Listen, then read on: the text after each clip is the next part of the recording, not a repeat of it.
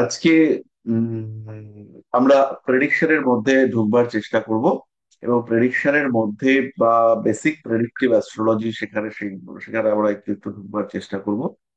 এবং কেবলমাত্র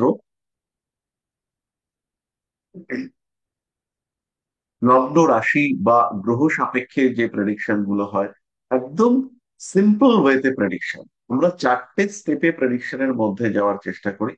এখানে কোন ভাবে কোন গ্রহরা অবস্থিত রয়েছে, কোন ভাবে মানে কোন ঘরে কোন গ্রহ রয়েছে, সেখান থেকে কি ফল প্রাপ্ত হতে পারি, সেটা আমরা সবার আগে বোঝার চেষ্টা করি। যেমন বৃহস্পতি পঞ্চম ভাবে শুভ ফল প্রদান করে, এবং পঞ্চম ভাবের বিষয়গুলিকে খুব ভালো করে এনহ্যান্স করবার চেষ্টা করে। শনি যে ভাবে থাকে সেই ভাবকে শুষ্ক ড্রাই করে দেওয়ার চেষ্টা করে, সেই ভাগের মধ্যে কার্মিক তচ্ছলতার প্রতিফলন ঘটাবার চেষ্টা করে শনি। তো এই বিষয়গুলো আমরা আজকে জানি। এটা হচ্ছে প্রথম স্টেপ, কোন ভাবে কোন গ্রহ রয়েছে তার সাপেক্ষে প্রেডিক্ট করবার চেষ্টা। দ্বিতীয় আর একটা বিষয় রয়েছে, সেটা হচ্ছে গ্রহদের ভাব অধিপতিত্ব নিয়ে প্রেডিকশন। অর্থাৎ কোন ভাবের অধিপতি কোথায় আছে। যেমন হচ্ছে গিয়ে ধরুন পঞ্চম ভাব হচ্ছে শিক্ষা নির্দেশক ভাব। তো এই ঘরটার লর্ড অধিপতি, সেই লর্ড কোথায় আছে, এইটাকে নিয়ে আমাদের যে প্রেডিকশন, সেই প্রেডিকশনকে আমরা করবার চেষ্টা করব, বা সেই প্রেডিকশনটাকে আমরা আইডেন্টিফাই করবার চেষ্টা করব যে ওই ভাব সাপেক্ষে কিভাবে প্রেডিকশন করা যায়। যেমন কোনো একজনের লগ্ন অধিপতি যদি লগ্নেই থাকে তাহলে কি ফল হবে, লগ্ন অধিপতি যদি দ্বাদশে থাকে তাহলে শরীরটা খারাপ হবে, মাঝে মাঝেই ভুগতে দেখতে পাওয়া যাবে।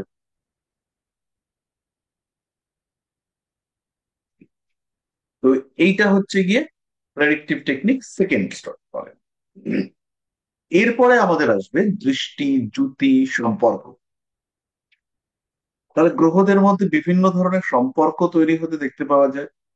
কখনো সেটা দৃষ্টি বিনিময়, কখনো সেটা ক্ষেত্র বিনিময়, কখনো সেটা সংযুক্তি, এই ধরনের বিভিন্ন রকম সম্পর্ক আমরা দেখতে পাই। এবং এই যে সম্পর্কগুলো, সেই সম্পর্কগুলোর উপরে বেস করে আমরা প্রেডিক্ট করবার চেষ্টা করি। এটা হচ্ছে তৃতীয় স্তরের প্রেডিকশন। এবং শেষ যে স্তর, লাস্ট যেটা স্তর,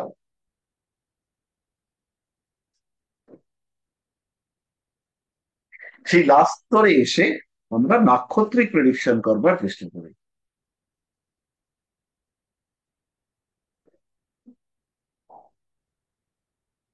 তো এই নাক্ষত্রিক প্রেডিকশনটা হচ্ছে প্রেডিকশনের আমাদের মোটামুটি শেষের স্তর। তারপর আমাদের আরো কিছু বিশেষ বিষয়ের উপরে বেস করে প্রেডিকশন করতে হয়। যেমন ধরুন ট্রানজিট বা গোচর, যেমন হচ্ছে আমাদের দশার উপরে বেস করে প্রেডিকশন করতে হয়, যেমন আমাদের অষ্টক বর্গের উপরে প্রেডিকশন করতে হয়। এর সঙ্গে সঙ্গে কিছু উপগ্রহ রয়েছে তাদের উপরে আমরা বেস করি, আমাদের কিছু ডিনায়াল প্ল্যানেটস রয়েছে তাদের উপরে আমরা বেস করি, আমাদের ওভারল্যাপিং কনসেপ্ট রয়েছে সেগুলোর উপরে আমরা কাজ করি। তো এত সব জটিল বিষয় আস্তে আস্তে আমাদের অনেক দিন লাগবে, তো সেখানে আমরা পরে আসব। কিন্তু প্রেডিকশনের একদম যে বেসিক পার্ট, একদম ফান্ডামেন্টাল পার্ট, সেটা আজকে আমরা একটু প্র্যাকটিস করব। এবং আমরা সবাই মিলেই, সবাই মিলে মানে আমি একটু দেখিয়ে দেবো, তারপরে আপনারা একটু চেষ্টা করবেন, এবং সেটা আমরা করবার চেষ্টা শুরু করবো। তো তার আগে আমাদের অল্প বিস্তর একটু পড়া ধরার ব্যবস্থা করতে হবে। তো আমি দু একটা ছোট্ট ছোট্ট প্রশ্ন করি, সেইগুলো হচ্ছে গিয়ে আপনারা একটু বলবার চেষ্টা করুন। প্রথম হচ্ছে, কোন গ্রহ আমাদের কোন গ্রহ আমাদের ব্যথা যন্ত্রণা এই বিষয়গুলোকে ইন্ডিকেট করে, কোন গ্রহ আমাদের ব্যথা যন্ত্রণা এই বিষয়গুলোকে ইন্ডিকেট করে। স্যার শারীরিক না মানসিক?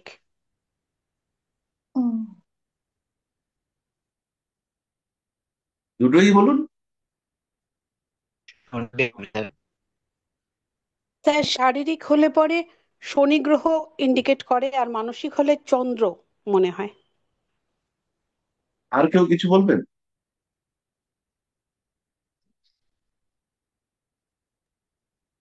স্যার মঙ্গল। সব গ্রহই চাপ দিতে পারে যদি সেটা খারাপ স্থানে থাকে। যদি আমাদের একটা গ্রহ বলতে হয় তাহলে আমরা শনিদেবকে বলবো। বাকি সবাই দিতে পারে, অবশ্যই দিতে পারে। কিন্তু যদি আমাদেরকে বলা হয় যে কারক গ্রহ, তাহলে আমাদেরকে ব্যথা যন্ত্রণার কারক গ্রহ হিসেবে শনিকে আইডেন্টিফাই করতে হবে। কারণ আমরা গ্রহদের মধ্যে সম্পর্ক করিয়েছিলাম, সেটা হচ্ছে শনি বেদনাদায়ক ধ্বংসের কারক গ্রহ। মনে পড়ছে? শনি হচ্ছে বেদনাদায়ক ধ্বংসের কারক গ্রহ। তাহলে এইবার আমাকে একটা প্রশ্নের উত্তর দিন। আচ্ছা, তার আগে বলে নিই, মানসিক বা শারীরিক যন্ত্রণা যাই হোক না কেন, যন্ত্রণার কারক গ্রহ হচ্ছেন শনিদেব। ব্যথা যন্ত্রণা ইত্যাদি কারক গ্রহ শনিদেব। চন্দ্র হচ্ছে মনের কারক গ্রহ, কিন্তু সেই চন্দ্র যখন পীড়িত হবেন তখন আসবে যন্ত্রণা। আচ্ছা, এবার পরের প্রশ্ন হচ্ছে গিয়ে, এইমাত্র আমরা একটা শব্দ ব্যবহার করলাম, সেটা হচ্ছে গিয়ে যন্ত্রণাদায়ক ধ্বংসের কারক। তাহলে এবার আমাকে একটা উত্তর দিন, তাহলে সুখদায়ক ধ্বংসের কারক গ্রহ কে? কোন গ্রহটা সুখদায়ক ধ্বংসের কারক? শুক্র স্যার। শুক্র। শুক্র। একদম একদম ঠিকঠাক। আর যন্ত্রণাদায়ক সৃষ্টির কারক গ্রহ কোনটা? মঙ্গল। মঙ্গল হবে স্যার। যন্ত্রণাদায়ক সৃষ্টির কারক গ্রহ মঙ্গল হচ্ছে, হবে। একদম ঠিক আছে। এবার এটাও যদি শুক্র। আপনাকে বলা হয় না, যন্ত্রণাদায়ক সৃষ্টির কারক গ্রহ মঙ্গল। এবার যদি আমাদেরকে বলা হয় কোন ঘরটা থেকে আমি মন বিচার করব, কোন ঘর, ঘরটা বলুন। Sir fourth house. লগ্ন থেকে। Fourth house. চতুর্থ ঘর থেকে। স্যার লগ্ন থেকে। চতুর্থ, চতুর্থ ভাব। চতুর্থ ভাব হচ্ছে আমাদের মনের কারক গ্রহ। লগ্ন আমাদের মানসিকতাকে বিচার বিচার মানে লগ্ন থেকে আমরা মানসিকতা অবশ্যই বিচার করব। লগ্ন থেকে ট্রেন্ড বিচার করব, মানুষটা কেমন, এগুলো সব বিচার করব। এবং মনের একটা বড় অংশ আমরা লগ্ন থেকে বিচার করব। কিন্তু যদি একটা ভাবকে বলে যে কোন ভাব থেকে মন বিচার করবে, তাহলে হচ্ছে চতুর্থ। বুঝতে পারলাম? এবার হচ্ছে গিয়ে আমার মনে আমার পুত্রের প্রতি প্রচুর ভালোবাসা আছে। তাহলে এই পুত্রের প্রতি মনের ভালোবাসা, এটা কিন্তু 4 নম্বর ঘর থেকে নয়, এটা 5 নম্বর ঘর থেকে। কিন্তু যদি ওয়ার্ডটা আমি ইউজ করি মন, তোমার মামা বাড়ি যেতে ভালো লাগে, মামা বাড়ি গেলেই আমার মনটা খুশি হয়ে যায়। তাহলে এই যে মামা বাড়ি গিয়ে মন খুশি করা, এইটা আমরা কিভাবে বিচার করবো? মামার ছোট মামার সঙ্গে থাকলে পরেই আমার মনটা ভালো হয়ে যায়। তাহলে এই ছোট মামাকে কোথার থেকে বিচার, একটু বলুন দেখি।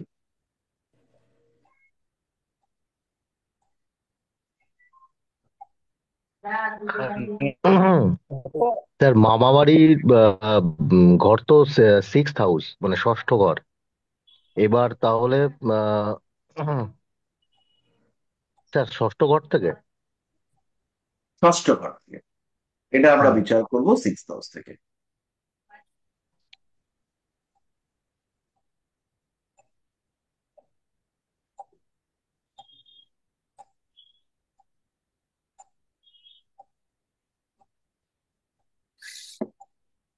তো মোটামুটি আমাদের বিষয়গুলো কিছুটা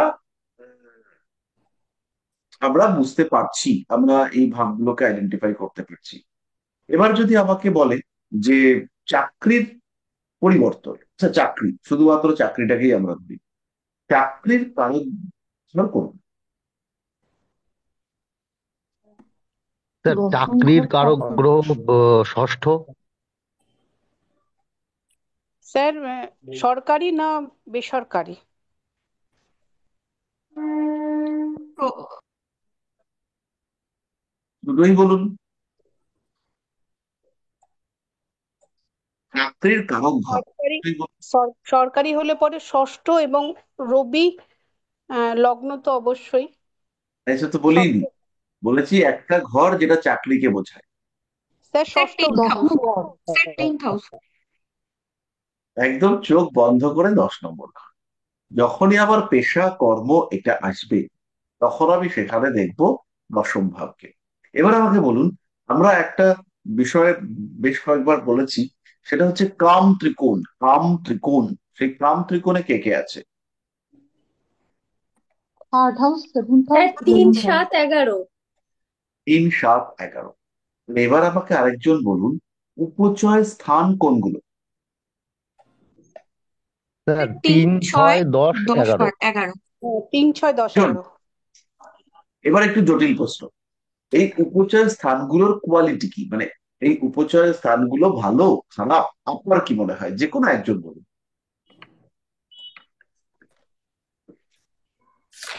ভালো না স্যার? স্যার এই ঘরগুলো সময়ের সাথে সাথে এই ঘরগুলো পরিবর্তন হয় বা ঘরগুলোর অ্যাক্টিভিটি বাড়ে। আর বা উপচয় স্থানের মধ্যে উম 3, 6, 11 এই তিনটে ঘরকে তো আবার ত্রিশায়া ঘর বলে। তো এই তিনটে ঘর তো আবার খারাপ, মানে আহ, কাম, ক্রোধ, লোভ এই সব জিনিসগুলোকে রিপ্রেজেন্ট করে। তো ওই কারণে খারাপই বলে আমার মনে হয়। স্যার আমি একটু বলবো। নিশ্চয়ই। স্যার আপনি যেটুকু বলেছিলেন, মানে যেটুকু আমি শুনেছি সেটুকু থেকে বলছি যে 3, 6, 10, 11 ঘরগুলো অর্থ উপার্জনের জন্য শুভ, মানে আমরা অর্থ উপার্জনের দিক থেকে দেখতে গেলে এগুলো যদি শুভ প্রভাব হয়ে, মানে শুভ গ্রহ দ্বারা প্রভাবিত হয়, তো আমরা একটা শুভ ফল পাবো।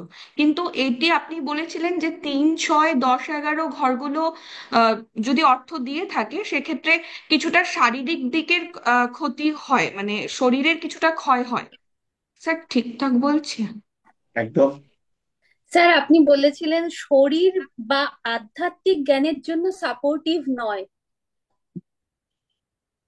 কিন্তু ফাইন্যান্সিয়াল ডেভেলপমেন্ট, কার্মিক উন্নতি, পেশাগত উন্নতি, এর জন্য উপচয় স্থানগুলো আমাদের ক্ষেত্রে অত্যন্ত গুরুত্বপূর্ণ।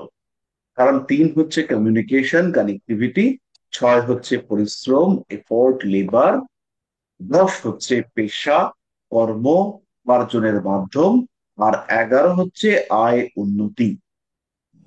তাহলে এর জন্য হচ্ছে এই 3, 6, 10, 11 এটা কর্ম বা পেশা এই ক্ষেত্রে ভীষণ ভীষণ গুরুত্বপূর্ণ।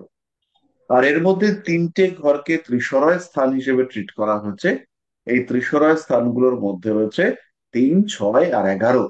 তো 3 নম্বর হচ্ছে চতুর্থের দ্বাদশ, মনের ক্ষতি, মনের অবসন্নতা, মনের দুঃখ ইত্যাদিকে নির্দেশ করে। 6 হচ্ছে আমাদের রোগ নির্দেশক ঘর। আর 11,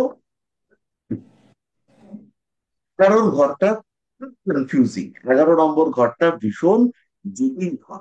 11 নম্বর ঘরের মধ্যে রয়েছে রোগ মুক্তির সুযোগ। ডাক্তার এসে ট্রিটমেন্ট করে আপনার রোগটা সারিয়ে দেবে। বাহ্যিক আহ প্রভাবকের মাধ্যমে রোগ মুক্তি, এটা আমরা 11 নম্বর ঘর থেকে পাবো। এই বাহ্যিক প্রভাবকের মাধ্যমে রোগ মুক্তি, এটা যখন আমরা 11 নম্বর ঘর থেকে পাবো, তো এটা বেশ শুভ। এদিকে 11 নম্বর ঘরের মাধ্যমে আমাদের মাঝে মাঝেই রোগগ্রস্ত হতেও দেখতে পাওয়া যায়। এবং সপ্তম হচ্ছে মারক।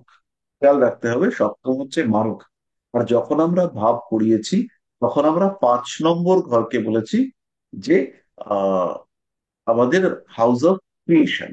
তাহলে মারক ভাবের ক্রিয়েশনে যেটা সৃষ্টি হচ্ছে সেটা হচ্ছে 11। তাহলে আমার যদি স্ত্রী থাকেন, সেই স্ত্রীর কোনো সন্তান, তিনি আমার একাদশ থেকে বিচার্য।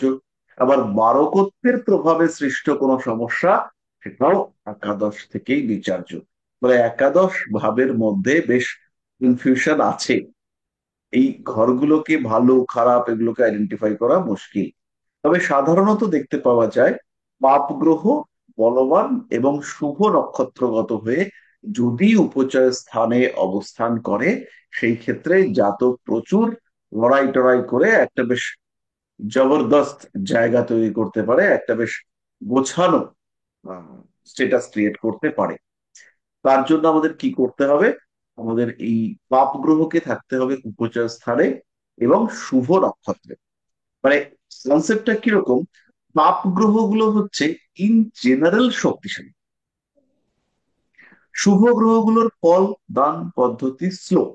পাপ গ্রহগুলো ইনস্ট্যান্ট, দ্রুত, বিরাট ফল দিতে পারে। পাপ গ্রহগুলোকে আমরা সাধারণভাবে শক্তিশালী হিসেবে ট্রিট করব। কিন্তু পাপ গ্রহদের যে নাড়ি, নাড়ি মানে হচ্ছে গিয়ে একদম ভেতরের আকর্ষণ সুতোই বলি আমরা, যাই বলি না কেন, আমি পাপ গ্রহগুলোর যে সেই আটটা হচ্ছে নক্ষত্র। সেই নক্ষত্ররা যদি ভালো জায়গায় বসে, সেই ক্ষেত্রে আমরা কি বলবো, যে এরা শুভ ফল দিতে পারবে। তাহলে যদি কোনো পাপগ্রহ শুভ নক্ষত্রগত হয়ে উপচয় স্থানে অবস্থান করে, তাহলে জাতক প্রচুর পরিশ্রম করে প্রচুর অর্থ উপার্জন করতে, নাম যশ প্রভাব প্রতিপত্তি, যেগুলো আহ থেকে আমি সুখ পাচ্ছি না কিন্তু আমার আছে দেখে লোক জ্বলছে, সেই সমস্ত জিনিস সে অর্জন করতে পারে। এই ওয়ার্ডটা কিন্তু খুব ইম্পর্টেন্ট।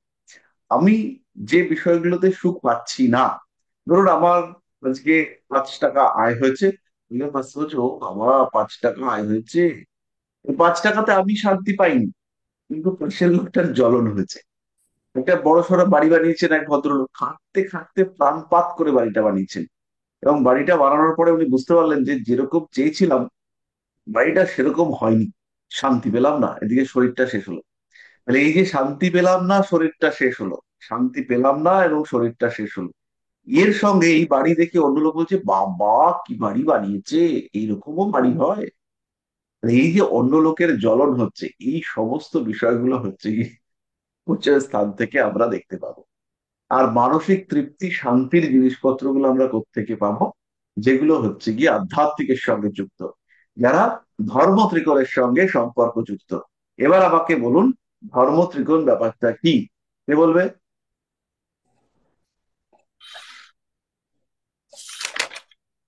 স্যার আমি একটু বলবো। হ্যাঁ, নিশ্চয়ই বলবেন।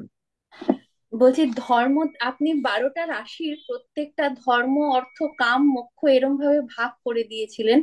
প্রথম ধর্ম, তারপর অর্থ, তারপর কাম, তারপর মোক্ষ। ধর্ম ত্রিকোণ হচ্ছে 1 5 9। Good, very good. তো ধর্ম ত্রিকোণ হচ্ছে আমাদের 1 5 9। তাহলে এই ধর্ম ত্রিকোণ থেকে যে সুখ আমরা পাই, সেই সুখ হচ্ছে আধ্যাত্মিক সুখ। সেই সুখের উপলব্ধি আমরা করলে পরে মনটা আনন্দে ভরে ওঠে। আর আমাদের যে উপচয় স্থান থেকে আমরা যে সুখ পাই, সেই সুখে কিন্তু আমাদের পুরোপুরি তৃপ্তি হয় না। এটা বেশিরভাগ ক্ষেত্রেই মেটেরিয়ালিস্টিক। আমরা প্রচুর টাকা আয় করেছি, কিন্তু টাকা আয় করে ভাবছি কি আরো টাকা লাগবে। 5 লাখ টাকা একদিনে রোজগার করেছে একজন, ওরা বলছে 5 লাখ তো কদিনে শেষ হয়ে যাবে, আরো 5 লাখ হলে ভালো হতো, কিন্তু পরের দিনকে আবার ছুটছে। তো এই যে ওটা, এটা হচ্ছে উপচয় স্থানের ছোটা। বোঝাতে পারলাম? তো প্রেডিকশনের বেস আমাদের তৈরি, মোটামুটি আমাদের ক্ষেত্রে তৈরি হয়ে রয়েছে। এবার যদি একজন এসে আমাদেরকে বলে যে আশেপাশের লোকজন বড় জ্বালাচ্ছে, আশেপাশের লোকজন বড় জ্বালাচ্ছে, তাহলে এই আশেপাশের লোকজন দুরকম হতে পারে। একটা আমার পরিবারের মধ্যে আছে, আর একটা আমার প্রতিবেশী। আশেপাশ মানে প্রতিবেশী, প্রতিবেশীরা পরিবারের মধ্যের নয়। তাহলে পরিবারের মধ্যের লোকজন আর প্রতিবেশী, এই দুটোকে আইডেন্টিফাই করব কি করে? স্যার, পরিবারের লোকজন হচ্ছে দ্বিতীয় ঘর আর প্রতিবেশী হচ্ছে তৃতীয় ঘর। স্যার ঠিক আছে। প্রতিবেশী আমাদের তৃতীয় চতুর্থ, এই দুটো ঘর থেকেই বিচার করা হয়। যদি দেখতে পাওয়া যায় প্রতিবেশী বড় জ্বালাচ্ছে, তাহলে তৃতীয় ঘর। আর প্রতিবেশীর সঙ্গে যদি বন্ধুত্বের সম্পর্ক হয়, খুব দেওয়া নেওয়া হচ্ছে, এ ওকে খেতে দিচ্ছে ও ওকে খেতে দিচ্ছে, এসব যদি হয়, এই ক্ষেত্রে প্রতিবেশী চতুর্থ ঘর থেকে বিচার্য হবে। ঠিক আছে, তাহলে আমাদের মোটামুটি আমরা প্রিপেয়ার, আমরা পরবর্তী স্টেপে যাওয়ার জন্য প্রেডিকশনের একদম বেসিক লেভেল। তো আমাদের এই চর্চার ক্ষেত্রে যে যে বিষয়গুলো আছে, তার মধ্যে সবচেয়ে কঠিন হচ্ছে গিয়ে আমাদের রাশিচক্র বা ছক দেখে প্রেডিকশন করা। সবচেয়ে কঠিন এই পার্টটা। এবং বর্তমান যুগে বর্তমান সমাজে এই জায়গাটাই সবচেয়ে সাপোর্টিভ। এবং এই বাকিরা আসছে যাচ্ছে আসছে যাচ্ছে, কিন্তু এই আবহমান কাল ধরে প্রেডিক্টিভ অ্যাস্ট্রোলজি সে বেচারা টিকে আছে।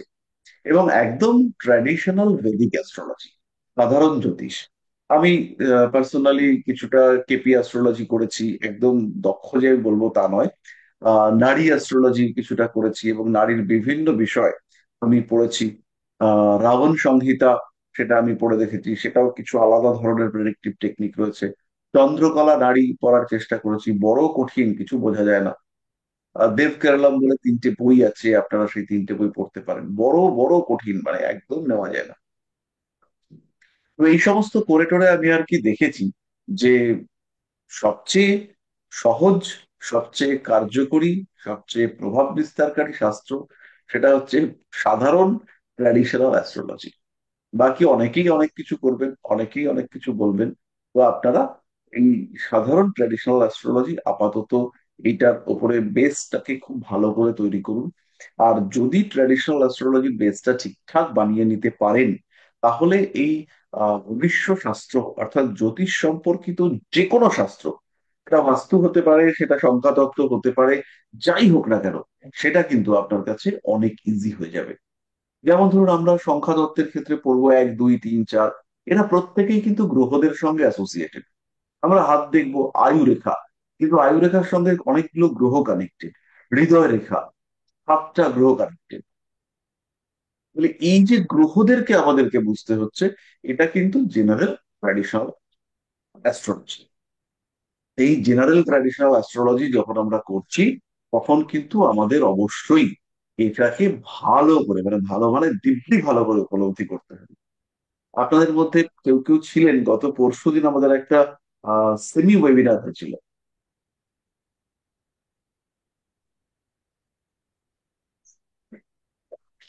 ছিলাম স্যার। আমরা দেখেছেন আপনাদের দাদা দিদিরা কত ভালো করে বলেছে, এবং ভালো করে শুধু নয়, অসাধারণ করে বলেছে। হ্যাঁ স্যার, খুব ভালো বলেছে। তো ওই জায়গাটাতে কিন্তু আপনাদেরও পৌঁছতে হবে। যাই হোক, আমাদের হিসেবের টাইম, পড়া ধরার টাইম আধ ঘন্টা কমপ্লিট হয়েছে। এবার আমরা একটা চার্ট প্রেডিকশনে যাচ্ছি। তো আমরা প্রথমে যখন চার্ট প্রেডিকশন করব, সেখানে আমাদের কিচ্ছু থাকবে না। সেখানে না থাকবে দশা, না থাকবে গোচর, কিচ্ছু থাকবে না। শুধুমাত্র কুণ্ডলীটুকুকে নিয়ে আমরা প্রেডিক্ট করব।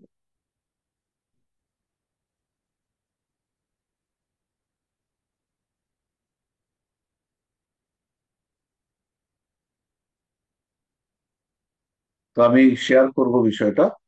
একটা সেকেন্ড একটুখানি আমি নাম খালি একটু ডিলিট করে ফেলি।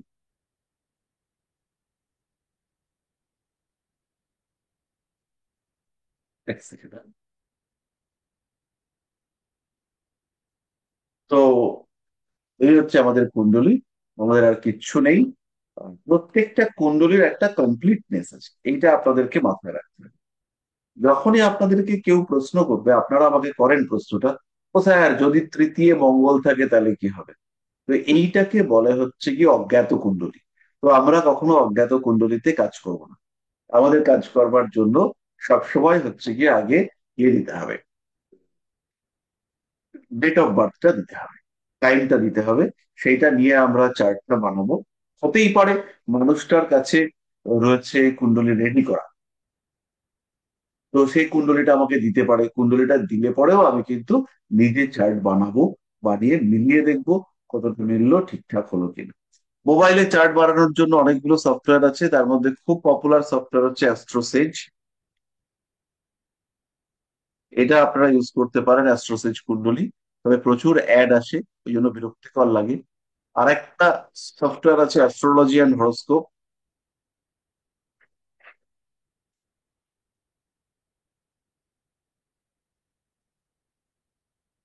অ্যাস্ট্রোলজি অ্যান্ড হরোস্কোপ, এটা আর একটা সফটওয়্যার আছে, এটাও খুবই পপুলার সফটওয়্যার।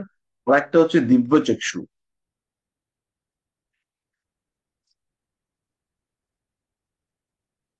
দিব্যচক্ষু এটাও খুব পপুলার সফটওয়্যার। তো আমরা সাধারণত, আমি পার্সোনালি এইটা আর এটাকে ব্যবহার করি। এইটা সব দেখার জন্য ব্যবহার করি, আর এইটাকে ব্যবহার করি ট্রানজিট বা গোচর দেখার জন্য। ট্রানজিটে কি চলছে, কোন গ্রহের গোচর চলছে, সেটাকে আইডেন্টিফাই করবার জন্য দিব্যচক্ষু এটাকে আমি ব্যবহার করি। এবং আহ খুবই কার্যকরী, দুটো সফটওয়্যারই খুবই কার্যকরী।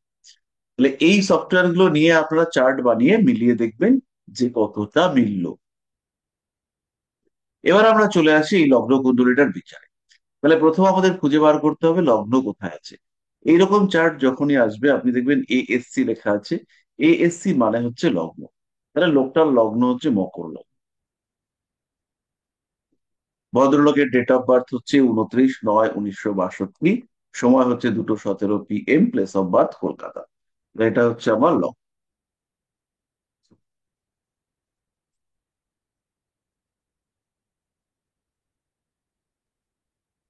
তাহলে আমাদের সমস্ত রকম বিচার সেটা হবে হচ্ছে লগ্ন থেকে। যত রকম বিচার আমরা করব, আমাদের বিচার ইনিশিয়াল ফেজে সব আমরা লগ্ন থেকে বিচার করব।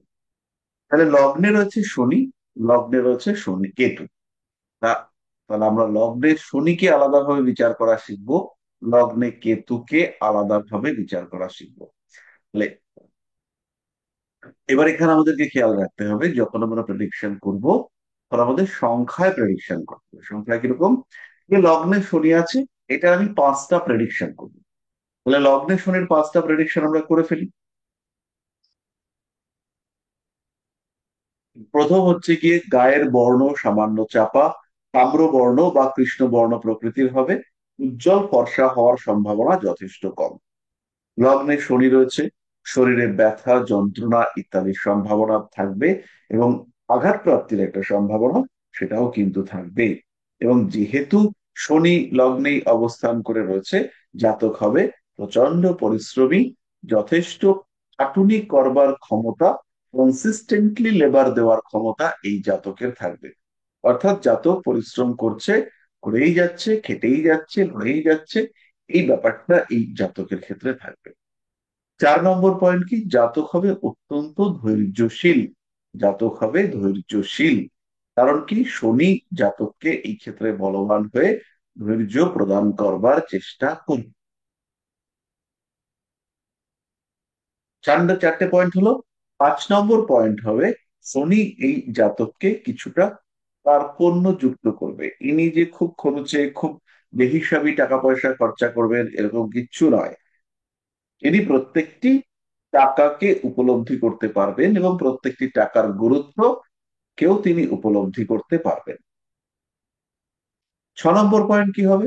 এই ভদ্রলোকের জীবনে সমস্ত কিছু ডিলেইড ওয়েতে হবে, দেরিতে দেরিতে হবে।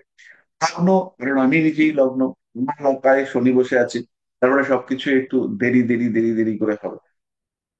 7 নম্বর কি? শনি জাতক বা জাতিকার মধ্যে স্পিরিচুয়াল অ্যাটাচমেন্ট নিয়ে আসবে। কোথায়? শরীরে। শরীরের মধ্যে শারীরিক ভাবে বাহ্যিক ভাবে আধ্যাত্মিকতা ইন্ট্রোডিউস করবার চেষ্টা করবেন এই শনিদেব। 7টা পয়েন্ট হলো। 8 নম্বর পয়েন্ট হলো, জাতকের যত বয়স বাড়বে, যেহেতু লগ্নে শনি আছে, তত তার সাফল্য বাড়বে। এবং এই শনি কিন্তু বলবান, শক্তিশালী। এবং এই শনি কোথায় আছেন? নিজের ঘরে লগ্নে। তাহলে এই শনির ফলদান ক্ষমতা সেটা কিন্তু অনেকটাই বেশি। তাহলে আমরা 8টা পয়েন্ট বলে ফেললাম। লগ্নে শনি অবস্থান করে রয়েছে, এর ফলে এই জাতকের মধ্যে মানুষের সঙ্গে মিশে থাকা, মানুষের সঙ্গে কিছুটা অ্যাটাচড হয়ে থাকা, এই ব্যাপারটা দেখতে পাওয়া যাবে। কিন্তু আগে আমরা বলেছি একাকিত্ব। ভদ্রলোক মানুষের সঙ্গে অ্যাটাচড হতে চাইবেন, কিন্তু হতে চেয়েও হওয়া যাবে না। তখন কি করতে হবে? তখন কিছু সোশ্যাল ওয়ার্কের প্রতি ওনার অ্যাটাচমেন্ট বাড়তে দেখতে পাওয়া যাবে। শনি মানুষকে সিম্পল করে দেয়। মানে এই জাতকের যে লাইফস্টাইল সেটা অনেক সিম্পল এবং খুব সহজ সরল হবে। তো ফলে আমরা লগ্নের শনি নিয়ে 10টা প্রেডিকশন করে ফেললাম। তাহলে এইবার আপনাদেরকে প্রেডিকশন করতে হবে একটা একটা করে। প্রথমেই হচ্ছে লগ্নে কেতু। লগ্নে কেতু নিয়ে যিনি করবেন, 5টা প্রেডিকশন করতে হবে। আমি 10টা চাপাবো না, 5টা প্রেডিকশন করতে হবে লগ্নে কেতু নিয়ে। তাহলে একজন বলুন।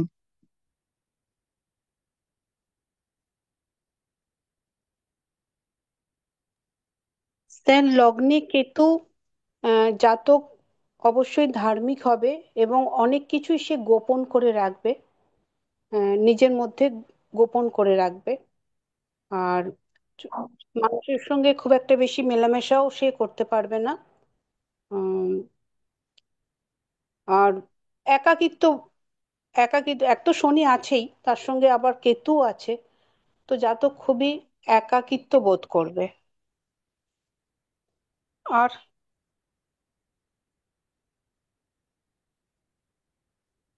আর পাচ্ছি না স্যার। তাহলে কটা হলো? 3টে।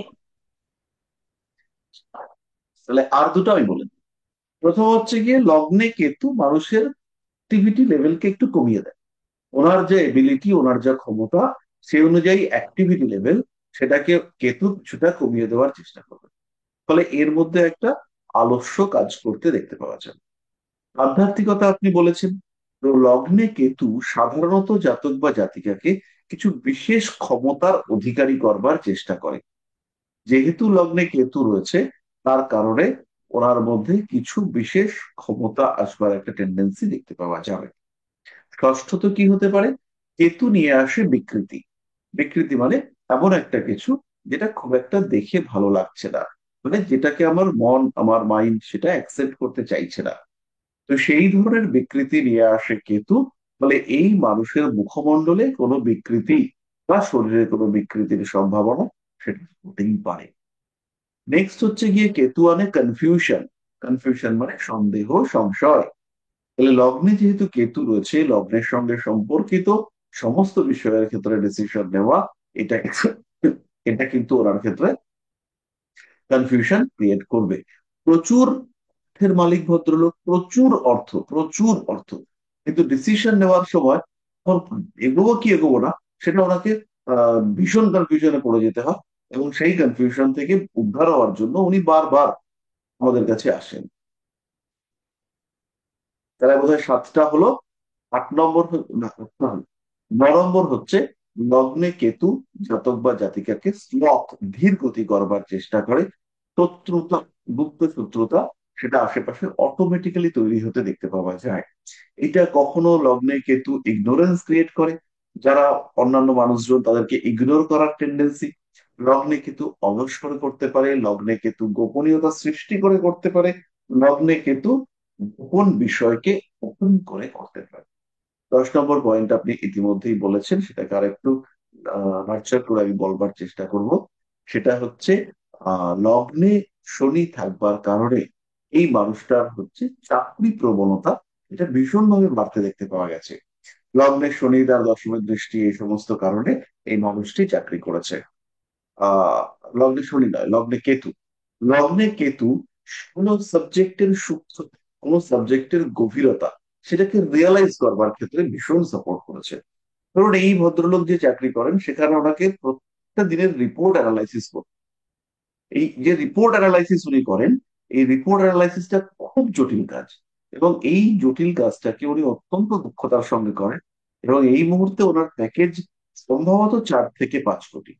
মানে 1 বছরে ওনার যে বায়না সেটা 4 থেকে 5 কোটির কাছাকাছি। এবার ওখানে যদি 30% আমরা বাদ দিয়ে দিই, ভারতবর্ষীয় সিস্টেমে, ইনি ভারতে থাকেন না, তো ভারতবর্ষীয় সিস্টেমে যদি 30% আমি বাদ দিয়ে দিই, হলেও কিন্তু ওনার 2.5 থেকে 3 কোটি টাকা পার ইয়ার আর্নিং রয়েছে। মানে পার মান্থ ওনার অ্যাপ্রক্সিমেটলি 30 থেকে 40 লাখ টাকা ইনকাম। 30 বা 25 20, যাই হোক না কেন, 20 লাখ টাকা একটা মানুষ ইনকাম করে প্রতি মাসে। এটা কিন্তু অসাধারণ একটা ইনকাম। অসাধারণ মানে একদম অসাধারণ। আর কেতু হচ্ছে গিয়ে যখনই একটা মানুষ একটু স্মার্ট হতে চাইছে, যখনই একটা মানুষ একটু অ্যাট্রাকটিভ হতে চাইছে, সেই জায়গাটাকে ব্লকেজ সৃষ্টি করবে কেতু। বলে এই মানুষটা ইচ্ছেই হোক অনিচ্ছাই হোক ডাউন টু আর্থ হয়ে থাকবে। কেতু ইন্ডিকেট করে কমপ্লিকেটেড স্টাডি। কমপ্লিকেটেড স্টাডি মানে হচ্ছে যেমন কম্পিউটার, কেতুর আন্ডারে রয়েছে। আপনারা যদি কে এন রাও এর আহ, এই ডিভিশনাল চার্টস গুলোকে দেখেন, বা ওদের নাম মনে করতে পারছি না, যিনি ডিভিশনাল চার্টস এর উপরে বই লিখে বিশাল পপুলার হয়ে গেছেন জ্যোতিষ মহলে, উম, নামটা মনে করতে পারছি না। তো সেই বইগুলো যদি আপনারা দেখেন, ফলো করেন, তাহলে আপনারা বুঝতে পারবেন যে কেতু কম্পিউটারকে ইন্ডিকেট করে। কেতু হচ্ছে গিয়ে কম্পিউটার, কেতু কুণ্ডলিনী, কেতুই আমাদের কুণ্ডলিনী শক্তি জাগরণের এনার্জি দেয়। তো এই সমস্ত আধ্যাত্মিকতা বা কুণ্ডলিনী শক্তি জাগরণের প্রচেষ্টা, সেগুলো আমরা এই মানুষটার মধ্যে পরবর্তীকালে বা বর্তমানকালে দেখতে পাই। তাহলে প্রেডিকশন গুলো বোঝা গেল। সঞ্চিতা,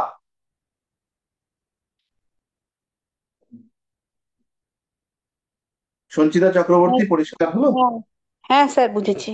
আচ্ছা, আপনার সঙ্গে কি আমার কালকে কথা হয়েছিল, গতকাল? না তো।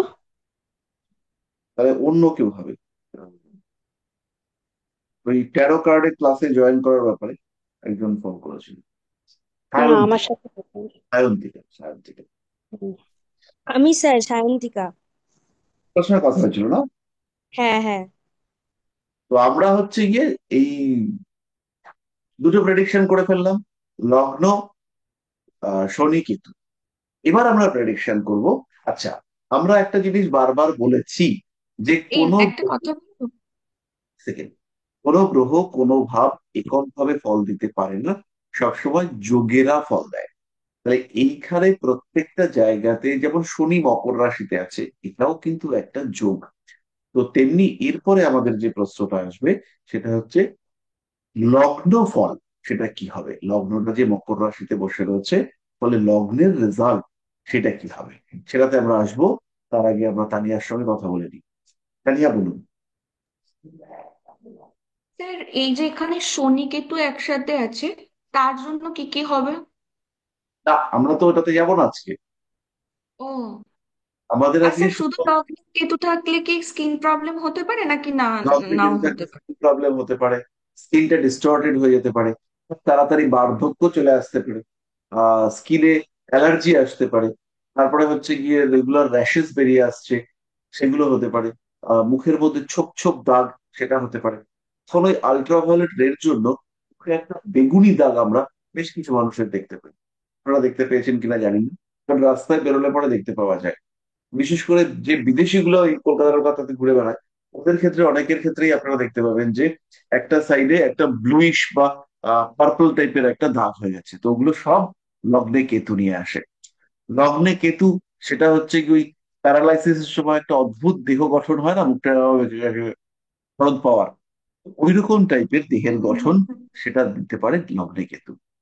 তো এবার হচ্ছে কি আমাদের লগ্নটা মকরে রয়েছে, এই বিষয়ে আমাদের কিছু বলতে হবে, এবং কে বলবেন তিনি বলুন।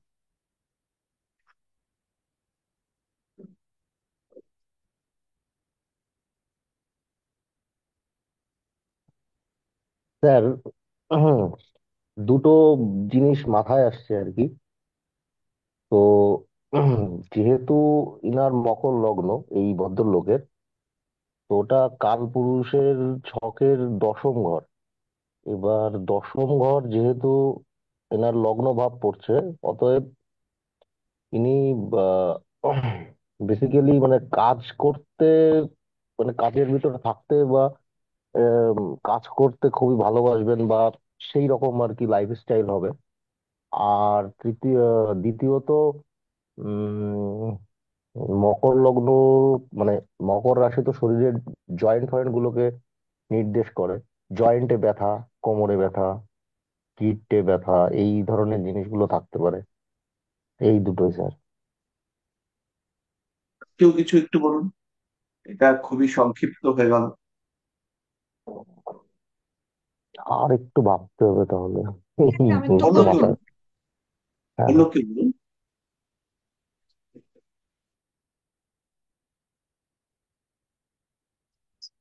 কেউ চেষ্টা করুন, কোনো চাপ নেই। ভুল করতে হবে, ভুল করতে করতে আস্তে আস্তে দেখবেন ওর গাড়িটা ঠিক ট্র্যাকে চলে এসছে। স্যার আমি তো বলবো। হ্যাঁ বলুন না।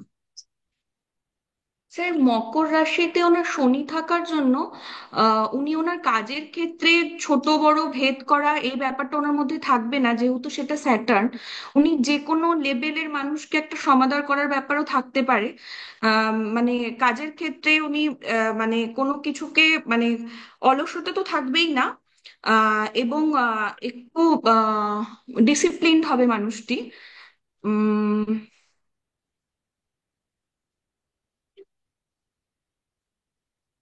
আর স্যার লগ্নে লগ্নপতি থাকার জন্য উনি নিজের চেষ্টায় উন্নতি করতে পারবেন নিজের জীবনে। আমাদের লগ্নপতিকে আমরা দেখবো না, আমাদের শুধু মকর লগ্ন। ও, শুধু মকর লগ্ন। আমরা শুধু আমাদের, এক্ষেত্রে জাতক অত্যন্ত পরিশ্রমী হবে। পরিশ্রমী হবে এবং আহ ভীষণভাবে সৎভাবে রোজগার করার চেষ্টা করবে, যদিও ওনার সাফল্য যথারীতি দেরিতেই হবে, কিন্তু সে পরিশ্রম করবে তার জীবনে সাফল্য পেতে গেলে। আর সেটাও সে উম, সময় অনুযায়ী মানে সময়ে কাজ করবার চেষ্টা করবে, মানে ডেডিকেটেড হবে তার কর্মের ব্যাপারে। আমরা একটু দিকটাকে একটু সিম্পলিফাই করে দিই। তো লগ্নটা যখন শুধু বলবো, আমি লগ্ন বা রাশি এগুলো যখন আমি শুধু বলবো, তখন আমরা লগ্নের ক্যারেক্টারিস্টিক্স গুলোকে খুঁজবো। তাহলে মকর লগ্ন, মকর লগ্ন এর কালপুরুষের দশম লগ্ন, দশম মানেই কর্মা। এই মানুষটা কর্মপ্রবণ হবেন, এই মানুষটার মধ্যে কর্ম, এর জীবনে কর্মের একটা গুরুত্ব, একটা রেসপন্সিবিলিটি থাকবে। এরপরে হচ্ছে গিয়ে মকরের অধিপতি তিনি হচ্ছেন শনিদেব, ইন্ডিকেট করে ডেডিকেশন। প্রত্যেকটা রিলেশনশিপ, প্রত্যেকটা কাজ, প্রত্যেকটা জীবনের বিষয়, পুঙ্খানুপুঙ্খ ছোট ছোট বিষয়, সেখানে এই ভদ্রলোকের ডেডিকেশন দেখতে পাওয়া যাবে। এই ভদ্রলোকের একটা টাচমেন্ট, একটা ডেডিকেশন, একটা নিজেকে নিয়োজিত করে কাজটা কমপ্লিট করার টেন্ডেন্সি, এই বিষয়গুলো আমরা দেখতে পাবো। এই পার্টটুকু পরিষ্কার হলো। এরপরে মানে এর যে নেক্সট পার্টে আমরা যখন আসব, তারপরে আমাদের এই রাশিটা কেমন রাশি, এই রাশিটার তত্ত্বটা, রাশিটার তত্ত্ব হচ্ছে পৃথ্বী। পৃথ্বী তত্ত্বের মানুষকে ভার বহন করতে হবে। তাহলে এই মানুষটাকেও ভার বহন করতে হবে। সেটা ঋণ হতে পারে, সেটা পরিবারের ভার হতে পারে, সেটা বোনের বিয়ে হতে পারে, সেটা কাজের ভার হতে পারে, সেটা অন্য লোকের কুকর্মের দায় ভার হতে পারে। তাহলে এই মানুষটাকে দায়ভার বহন করতে হবে। আমাদের পাঁচটা প্রেডিকশন হলো। এরপরে আমরা আসব এর মধ্যে কোয়ালিটি কিরকম। চর, চর রাশি, মকর হচ্ছে চর। তাহলে মকর যখনই চর রাশি, তার মানে হচ্ছে এই মানুষটার জীবনে মুভমেন্ট, মোটিভেশন, ডায়নামিক অ্যাপিয়ারেন্স এগুলো দেখতে পাওয়া যাবে। এই মানুষটা একটু ছটফটে, কর্মপ্রিয় এরকম টাইপেরই হবেন। এই মানুষটাকে কাজ করতে হবে, কাজ ছাড়া কিন্তু এই মানুষটার জীবন ইনকমপ্লিট থেকে যাবে। বেশ, ছটা প্রেডিকশন সম্ভবত হলো। এবার আমরা চলে আসব আরেকটু ডেপথে। এই মকরের মধ্যে রয়েছে একটা প্রাণী যার মাথাটা হচ্ছে ছাগলের মতো দেখতে। এই প্রাণীটার যে ক্যারেক্টারিস্টিক্স, সেখানে রয়েছে সিং, শৃঙ্গ। সিং মানে হচ্ছে গিয়ে আক্রমণ করা বা আক্রমণ প্রতিহত করবার প্রচেষ্টা। আরেকটা বিষয় কি, সরল বুদ্ধি। তাহলে মকর লগ্নের মানুষরা হবে সরল বুদ্ধি, এবং এর প্রতি যদি কোনো আক্রমণ আসে, এর মধ্যে সেই আক্রমণকে প্রতিহত করবার প্রচেষ্টা দেখতে পাওয়া যাবে। এ কিন্তু সেই আক্রমণগুলো থেকে নিজেকে রক্ষা করার প্রচেষ্টা করবে এবং রক্ষা করতে সক্ষম হবে। তাহলে নটা হলো। এরপরে এই মানুষটাকে যদি আমরা দেখি, মকর, মকর হচ্ছে এমন একটা প্রাণী যার ঊর্ধ্বাংশ সেটা হচ্ছে ছাগলের মতন, সেখানে দুটো পা আছে।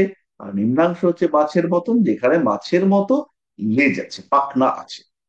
তাহলে এইখানে যখনই আমরা আসব দুটো বিষয়কে এক করে, যে একটা হচ্ছে গিয়ে মকরের ছাগলের মতন স্থলচর মানসিকতা যেটা স্থির, আর যেটা হচ্ছে জলের মতো সেটা হচ্ছে পরিবর্তনশীল।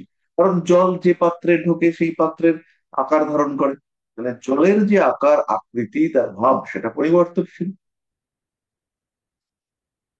তাহলে এই মানুষটার মধ্যে একটা ডুয়াল ক্যারেক্টারিস্টিক্স দেখতে পাওয়া যাবে, যেটার একটা দিক যথেষ্ট সরল, যথেষ্ট নমনীয়, আর একটা দিক হচ্ছে ভীষণ ইম্পালসিভ, ভীষণ সেন্টিমেন্টাল। ছোট্ট ছোট্ট জিনিসে বুকের মধ্যে ধাস করে লেগে গেল। একদম হৃদয় ভেদী একটা ব্যাপার, যেটা বুকের মধ্যে লাগলো। তাহলে আমাদের 10টা প্রেডিকশন করলাম। এবার এই দশটা প্রেডিকশন তার মধ্যে যদি বুঝতে কারোর অসুবিধা হয়, তাহলে একটু বলুন।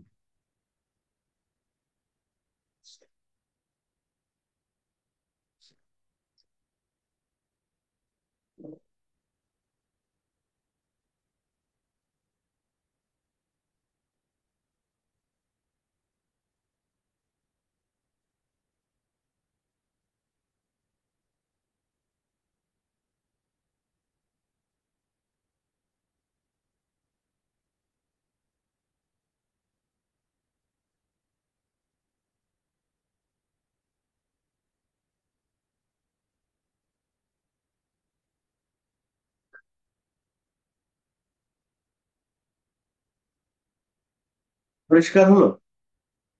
প্রশ্ন রইল না? হ্যাঁ স্যার, পরিষ্কার হয়েছে।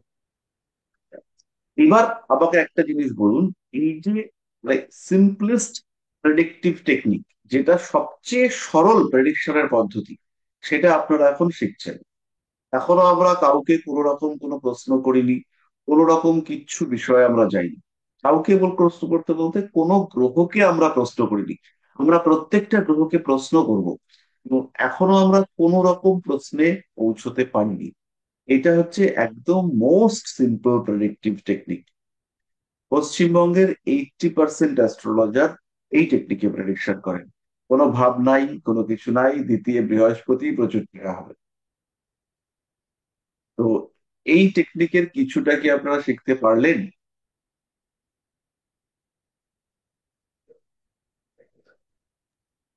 হ্যাঁ স্যার, পেরেছি। হ্যাঁ স্যার, বুঝতে পেরেছি। আমাদের সেপ্টেম্বর মাস থেকে ক্লাস শুরু হয়েছে, না, অক্টোবর থেকে। অক্টোবর, নভেম্বর, ডিসেম্বর, জানুয়ারি, ফেব্রুয়ারি, মার্চ, তাতে কিন্তু আমাদের 6 মাস কমপ্লিট হচ্ছে। এবং আপনারা 6 মাসের জন্য একটা প্রিপারেশন নিয়ে ফেলুন, যে 6 মাস পরে আপনারা প্রথম একটা সার্টিফিকেশন পাবেন। ইতিমধ্যে আপনাদের রেজিস্ট্রেশন নাম্বার জেনারেট করা হয়েছে, আশা করি আপনারা সবাই সেটা পেয়ে গেছেন। এবার আমাদের একটা ফিজিক্যাল ফর্ম ফিল আপের ব্যাপার হচ্ছে, যে আপনারা এই ইনস্টিটিউটে পড়াশোনা করছেন, তার জন্য একটা ফিজিক্যাল ফর্ম ফিল আপ করতে হবে। তো ইতিমধ্যে আপনাদের বাড়িতে, আপনাদের বাড়ির অ্যাড্রেসে একটা আই কার্ড যাবে, রিসিভারের একটা আই কার্ড, এবং তার সঙ্গে একটা ফর্ম পাঠানো হবে। ওই ফর্মটা ফিল আপ করে তাদেরকে আমরা রিসিভারে পাঠিয়ে দিতে হবে। তো রিসিভারের অ্যাড্রেস লেখা একটা খামও আমরা পাঠিয়ে দেবো, সেই খামটার মধ্যে ঢুকিয়ে আপনার নাম ধাম লিখে পাঠিয়ে দেবেন। তো সেই কাজটা আপনাদের করতে হবে। এবং ফর্মটা আমরা পাবো যখন, পাওয়ার পরেই কিন্তু আপনাদের প্রত্যেকের সার্টিফিকেট ইস্যু হবে, এবং সেই সার্টিফিকেটের একটা কপি আপনারা সরাসরি পেয়ে যাবেন। আর কনফারেন্স যদি আমাদের হয় ভবিষ্যতে, কোনো তাড়াতাড়ি যদি হয়, এই কনফারেন্সে আমরা আবার সার্টিফিকেশনটা করব, মানে ছবি টবি সমেত। আর তার আগে আপনারা এই সার্টিফিকেটের একটা কপি, সেটা আপনারা পেয়ে যাবেন। কিন্তু সার্টিফিকেশনের আগে আমাদের একটা ফর্ম ফিল আপের ব্যাপার থাকবে। তো এই ফর্মটা কেউ এসে ফিল আপ করতে পারেন, আর কেউ হচ্ছে গিয়ে ফিল আপ করে পাঠিয়ে দিতেও পারেন। আর পাঠিয়ে দেওয়ার আগে আমরা ফর্মটা আপনাদের বাড়ির অ্যাড্রেসে পাঠাবো, এবং সেই সময় দোয়েল আপনাদেরকে যোগাযোগ করবে। আপনাদের বাড়ির অ্যাড্রেস, নাম টাম, এগুলো একটা ফরম্যাট আছে আমাদের, যে ফরম্যাটে চিঠিগুলো যায়, সেই ফরম্যাটে আপনারা পাঠিয়ে দেবেন। আচ্ছা, তো এই পার্টটা গেল। এবার আমাদের প্রেডিকশনের বিষয়টি হলো দেবগুরু বৃহস্পতি। তো বৃহস্পতিকে নিয়ে আমরা প্রেডিকশন শুরু করব। তো এইটা আপনাদেরকে এবার 5টা প্রেডিকশন করতে হবে। যদি আপনারা করেন 5টা, আর আমি করলে 10টা, তো আপনারা হচ্ছে গিয়ে 5টা প্রেডিকশন। দ্বিতীয় বৃহস্পতি 2 নম্বর ঘরে আমরা দেখতে পাচ্ছি, দ্বিতীয় রাশিতে বৃহস্পতি আছে। তো এটাকে নিয়ে 5টা প্রেডিকশন করতে হবে।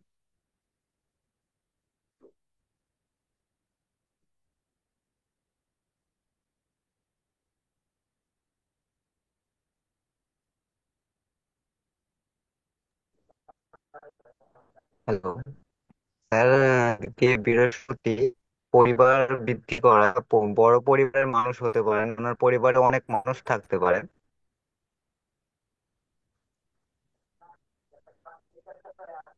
আর আর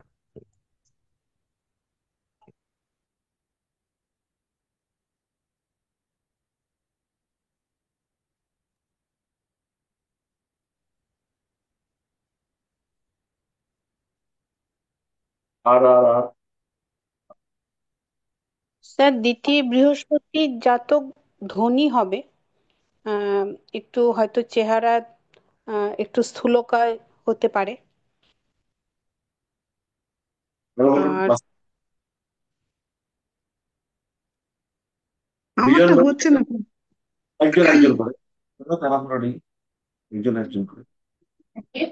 হচ্ছে না কেন? আলোচনা করে, আলোচনা করে, একজন একজন করে।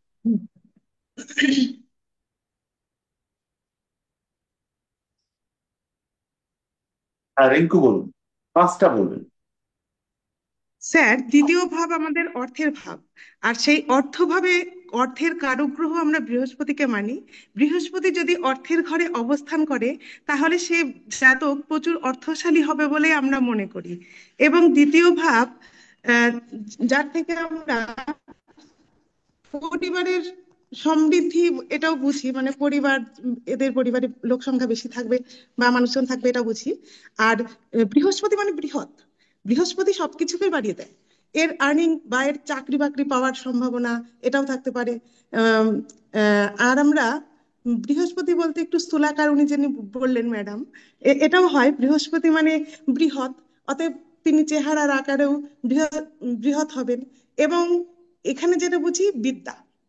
আর যদি ইনি মহিলা হতেন, তাহলে বৃহস্পতি আবার আমি যেটা মানে শুনেছি, যে বৃহস্পতি বিবাহ কারক গ্রহ হিসাবে বাবা মানে মানা হয়। তাহলে এনার সেদিকটাও ভালো হবে। আর বৃহস্পতি আহ, মানে বিদ্যা বিদ্যা দেবে। এ এ ব্যক্তি মানে বিদ্বান হবেন। আমি যেটুকু জানি স্যার সেটুকুই বললাম। আচ্ছা, এবার হচ্ছে গিয়ে দ্বিতীয় ভাবের সঙ্গে সরাসরি বিদ্যা আর বিবাহ। মিনিট।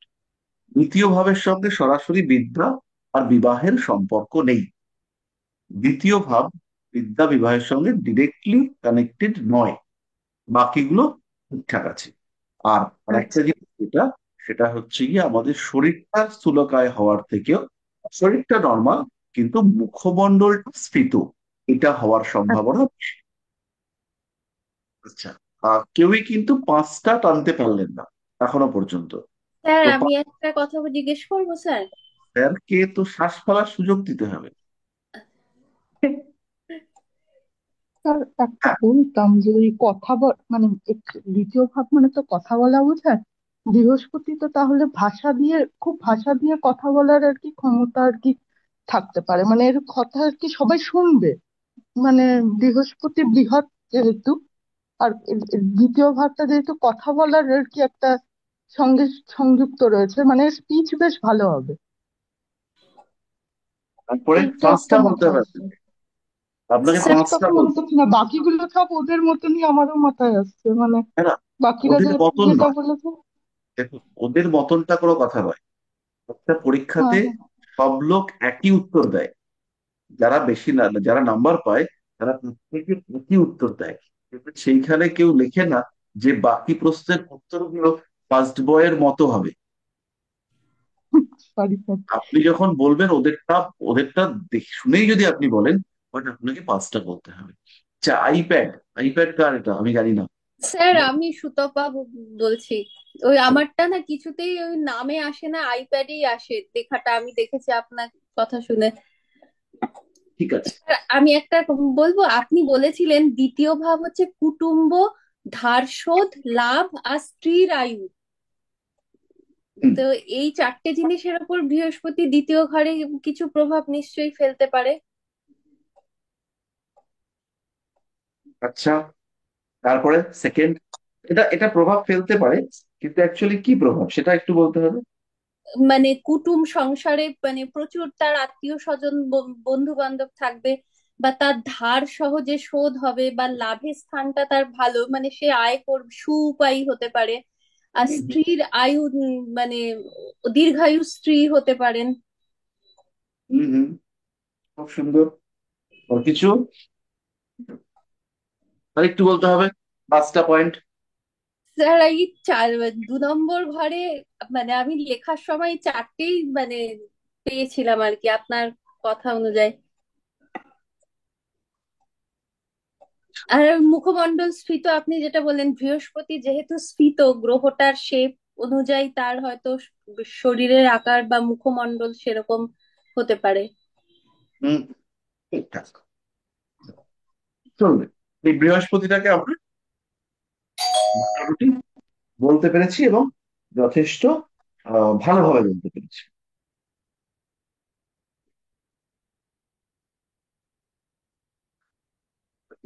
বলছি স্যার, আর একটা জিনিস কি বলা যায় যে যেহেতু দ্বিতীয় ভাব থেকে খাদ্য বিচার করা হয়, মানে যেটা খেয়ে বেঁচে থাকি, এবার সেখানে যেহেতু বৃহস্পতি রয়েছে, সাত্বিক সাত্বিক গ্রহ, তাহলে এর সাত্বিক খাবারের প্রতি ইয়ে থাকবে আর কি। হ্যাঁ, অবশ্যই বলা যায়। আর আর একটা জিনিস কি বলা যায়, যেহেতু দ্বিতীয় ভাব থেকে মানে একটা মানুষ যখন ছোট থাকে, সে তার ফ্যামিলি থেকে যে শিক্ষাটা পায় আর কি, হুম, ছোটবেলায়, হুম। তো সেই শিক্ষাটার উপরে বৃহস্পতির প্রভাব থাকবে। মানে একটা ভালো শিক্ষা বা এই ধরনের কিছু। একদম বলা যায়। খুব ভালো হচ্ছে, ভীষণ ভালো। বৃহস্পতিটা উম, আমাদের ঠিক আছে, মানে একদম যথেষ্ট হয়েছে। এবারে এইখানে আমরা আরেকটু জিনিস বলতে পারি, যে এই ধরনের দ্বিতীয় বৃহস্পতি থাকলে জাতক বা জাতিকা খুবই সুন্দর ভাষাযুক্ত হয়ে থাকে, তার মধ্যে কনভিন্সিং পাওয়ার থাকে। মিষ্টি জাতীয় খাদ্যের প্রতি তার একটা অ্যাট্রাকশন দেখতে পাওয়া যায়। মিষ্টি খেতে তিনি ভালোবাসেন, এবং তার ভাষা সেটাও মিষ্ট হয়। তার মুখমণ্ডল গোল প্রকৃতির হয়, আপনারা এটা বলেছেন। এই মানুষটার আত্মীয় পরিজনের সংখ্যা বেশি থাকে, এবং এই আত্মীয় পরিজনদের মধ্যে একটা সোশ্যাল বন্ডিং, বৃহস্পতি যেহেতু মোস্ট সোশ্যাল প্ল্যানেট, সেই সোশ্যাল বন্ডিংটা এই মানুষটার আত্মীয় পরিজনদের মধ্যে দেখতে পাওয়া যায়। এবং এই যে আত্মীয় পরিজনদের মধ্যে সোশ্যাল বন্ডিং দেখতে পাওয়া গেল, এর ফলে এই মানুষটার কখনো কখনো কখনো কখনো ফাইন্যান্সিয়াল ডেভেলপমেন্টও হতে দেখতে পাওয়া যায়। দ্বিতীয় বৃহস্পতি সঞ্চয়কে ত্বরান্বিত করে। দ্বিতীয় বৃহস্পতি থাকবার কারণে স্থাবর সম্পত্তি, অর্থাৎ যে সম্পত্তি সোনা দানা গয়না গাটি কাগজপত্র, এইগুলো হচ্ছে গিয়ে কি, প্রচুর সার্টিফিকেট কিনে রেখেছে, শেয়ার মার্কেটে টাকা লাগিয়েছে, তার কিছু কাগজপত্র আছে, গয়নাগাটি কিনেছে, এই বিষয়গুলো এই মানুষটার ক্ষেত্রে দেখতে পাওয়া যায়। এবং এই বিষয়গুলোকে কাজে লাগিয়ে, এই বিষয়গুলোর প্রয়োগ করে এই মানুষটা আহ, জীবনে কিছু করতে সক্ষম হয়ে থাকে। এই পার্টটা গেল। দ্বিতীয় বৃহস্পতি সঞ্চয় এবং তার সঙ্গে সঙ্গে ইনভেস্টমেন্টে বাধা, অর্থের যে প্রাচুর্য, সেই প্রাচুর্যের ক্ষেত্রে বাধা। দ্বিতীয় বৃহস্পতি প্রাচুর্যে বাধা সৃষ্টি করবার চেষ্টা করে। টাকা আয় করছে, কিন্তু একটা সার্টেন অ্যামাউন্টের পরে সেই টাকাটা হচ্ছে গিয়ে আর হচ্ছে না। ওই সার্টেন অ্যামাউন্টটা আর্ন করবার পরে পরে আর তিনি আর্ন করতে পারছেন না। একটা জায়গায় গিয়ে থামতে হচ্ছে, এবং তার পরবর্তী পর্যায়ে ঈশ্বরের কাছে আহ একটু নির্ভরশীল হতে হচ্ছে, যে ভগবান এবার একটু দেখো, থামতে পারছি না। মানে বৃহস্পতি যে ঘরটাতে অবস্থান করেন, সেই ঘরটার সাপেক্ষে কিছুটা অদৃষ্টবাদী করে তুলবার চেষ্টা, এটা বৃহস্পতির মধ্যে দেখতে পাওয়া যায়। অদৃষ্টবাদী অর্থাৎ ঈশ্বরের উপরে নির্ভরশীল করে তুলবার চেষ্টা, এইটা আমরা বৃহস্পতির ক্ষেত্রে দেখতে পাই। তো এই ক্ষেত্রেও আমরা সেইটা দেখতে পাবো, বৃহস্পতি যেহেতু দ্বিতীয় রয়েছে। এরপরে যে বিষয়টা, আহ সঞ্চয় টঞ্চয় এ সমস্ত আমরা বলেছি। বৃহস্পতি কিছু রেসপন্সিবিলিটি সৃষ্টি করে, অর্থাৎ আত্মীয় পরিজনের প্রতি অ্যাটাচমেন্ট সেটা সৃষ্টি করে। বৃহস্পতি দ্বিতীয় বসার সঙ্গে সঙ্গে এই মানুষটার আহ, যে বেসিক লেভেলের শিক্ষা, একদম বিগিনার্স লেভেলের যে এডুকেশন, সেটা বেটার হতে দেখতে পাওয়া যায়।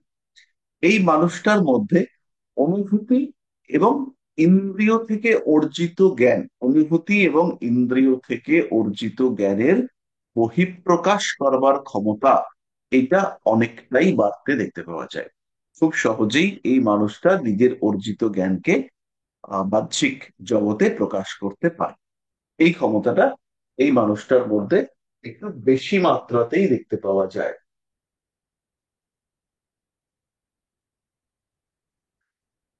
তাহলে দ্বিতীয় বৃহস্পতি সংক্রান্ত সাধারণ যে প্রেডিকশন গুলো, সেইগুলো আমরা বুঝতে পারলাম। এবং দ্বিতীয় বৃহস্পতি একটা টিচিং অ্যাটিটিউড, যে সবসময় একটা জ্ঞান জ্ঞান দেওয়ার প্রচেষ্টা করছে, জ্ঞান দিতে চাইছে, এই ব্যাপারটাকে ইন্ডিকেট করে। দ্বিতীয় বৃহস্পতির এটা একটা বিরাট গুণাবলী, যে সে সবসময় একটু জ্ঞানমূলক ব্যাপার স্যাপার এইগুলো করতে চায়।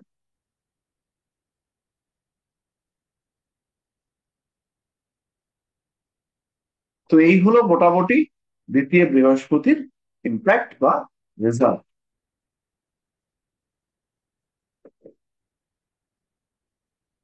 তাহলে দ্বিতীয় বৃহস্পতির প্রভাব মোটামুটি আমরা বুঝলাম।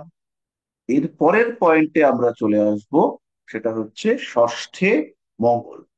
তো ষষ্ঠে মঙ্গলটা এবার একটু বলার চেষ্টা করতে হবে, কিন্তু একটু ধীরে ধীরে বলবেন, কোনো তাড়াহুড়ো টোপাটা কিচ্ছু নেই, কিন্তু যেটা বলবেন সেটাতে আমাদেরকে চেষ্টা করতে হবে কমপ্লিট বলবার, মানে 5টা পয়েন্ট আমরা বলবার চেষ্টা করব। অ্যাটলিস্ট 5টা পয়েন্ট আমরা প্রত্যেকেই বলবার একটু কষ্ট কষ্ট করে চেষ্টা করব। ধীরে ধীরে স্যার বলুন। ষষ্ঠী মঙ্গল ষষ্ঠী মঙ্গল জাতক আঘাত পাবে, প্রচুর রক্তপাত ঘটবে, অনেক নানা রকম জ্বালা যন্ত্রণা শারীরিক কষ্ট জাতকের হতে পারে। আহ, জাতক তেজি হবে, রাগী হবে, শত্রু থাকবে অনেক। আর সিদ্ধান্ত, উল্টোপাল্টা সিদ্ধান্ত, মানে হঠাৎ হঠাৎ করে হঠকারী সিদ্ধান্ত যেটাকে বলা হয়, জাতক হঠকারী সিদ্ধান্ত নেবে এবং তার ফলে জাতকের ক্ষতিও হবে। কর্মক্ষেত্রে জাতকের আহ, শত্রু থাকবে, কর্মস্থানে শত্রু থাকবে।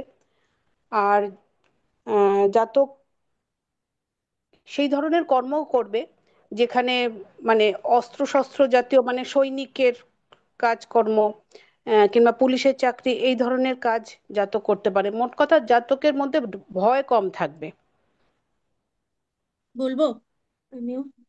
আচ্ছা, আহ নিশ্চয়ই। কটা বললেন এটা একটু বলুন তো। স্যার 4টে বলেছি মনে হয়। এবার মান্ডবী বলুন। মান্ডবী, হ্যাঁ মান্ডবী। সিক্সথ ঘরে মঙ্গল মানে পরিশ্রমী হ্যাঁ, এবং লড়াকু। আর সম্ভবত যুদ্ধে জিততে পারার মতন শক্তি থাকবে, মানে শত্রু জয়ী হবে। আর স্বাস্থ্য খুবই ভালো হবে, কারণ এই যে যুদ্ধে জিততে পারবে সেই কারণে তার স্বাস্থ্যটা ভালো হতে হবে, স্বাস্থ্য ভালো হবে। আর আহ, মঙ্গল মানে শৃঙ্খলা পরায়ণ হবে তিনি, এবং সেবাব্রত বা সার্ভিসের সঙ্গে তিনি হয়তো কানেক্টেড থাকতে পারেন, এটা আমার মনে হলো। আরো দুটো মনে করতে হবে। তার তার সঙ্গী আহ, খুব ষষ্ঠ হচ্ছে রোগ। ভালো স্বভাবের হবে। ষষ্ঠ একটু বলে দিই। ষষ্ঠ হচ্ছে রোগ, ষষ্ঠ হচ্ছে শত্রু, ষষ্ঠ হচ্ছে মামা। এবার বলুন। বলুন। মামা। মামা, শত্রু, রোগ। বলুন এবার। উম, স্বাস্থ্য ভালো হবে মানে রোগ সেভাবে হবে না সিক্সথ ঘরে মঙ্গল থাকলে। আর আহ, পারছি না আর তাহলে। ষষ্ঠে মঙ্গল কি ধরনের রোগ হতে পারে একটুখানি ভাবুন। উম, স্যার দুর্ঘটনা হতে পারে অনেক। ষষ্ঠে মঙ্গল দুর্ঘটনা ঘটাতে পারে, নিজেরা মারামারি করেও অনেক কিছু করতে পারে। স্যার রক্ত রিলেটেড সমস্যা হবে কি? হ্যাঁ, মঙ্গল তো রক্ত ব্লাড রিলেটেড সমস্যা প্রেশার, হতে হ্যাঁ, পারে। ব্লাড প্রেশার হাই হবে। শুনে সবাইকে একসাথে বলতে হবে না, ব্রেক। এরকম সবাই একসাথে সবাই বলে ক্লায়েন্ট ভয় পেয়ে যাবে। স্যার আমি একটা বলবো। একটা বললে হবে না, আপনাকে আচ্ছা, বলতে হবে আপনি বলেছিলেন 5টা। স্যার ষষ্ঠ ঘর হচ্ছে নাভির আশেপাশের অঙ্গ আর লিভার, এখানে কিছু রোগ তৈরি হতে পারে কি না, এখানে রোগ নিরাময় হতে পারে? জেনারেলি ষষ্ঠে মঙ্গল হজমের সমস্যা দিয়ে থাকে। আচ্ছা, হজম সমস্যা। হিংস্র জন্তু দ্বারা আক্রান্ত হতে পারে স্যার? হুম, হতে পারে। দামি পয়েন্ট। আপনি ষষ্ঠ ঘরে হিংস্র জন্তুও বলেছিলেন। এটা হতে পারে। ভয় আতঙ্কগ্রস্ত হতে পারে, বা না, ভয় সাহসী হবে না, ষষ্ঠে মঙ্গল। ষষ্ঠে মঙ্গল সাধারণত আতঙ্কগ্রস্ত হয় না, একটু আচ্ছা। লড়াকু, আহ লড়াকু, উগ্র, ঝামেলা প্রবণ এরকমই দেখতে পাওয়া যায়। আচ্ছা।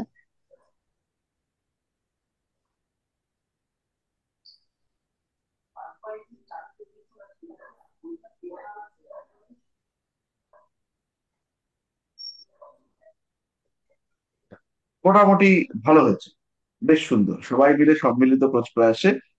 তো ক্লায়েন্ট আসবে, সবাই মিলে যাবেন, গিয়ে সবাই সুন্দর করে বলে আসবেন যে তুমি একটা বলবো, আমি একটা বলবো, আমি একটা বলবো, আমি একটা বলবো, আমি একটা বলবো। ক্লায়েন্ট বলবে এতগুলো জ্যোতিষী খুব ভালো, কিন্তু দেখার পরে বলবে দেখেছো তো সবাই মিলে সবই খুব ভালো হয়েছে, তুমি পয়সা চেও না।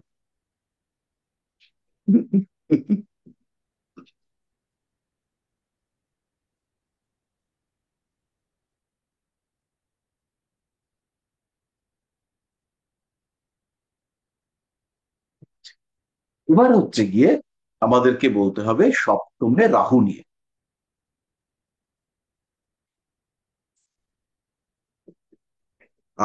একটি বিষয় বারবারই আমি বলবো, আপনারা খেয়াল রাখবেন, এটা কিন্তু একদম সিম্পলেস্ট বেসিক প্রেডিক্টিভ টেকনিক।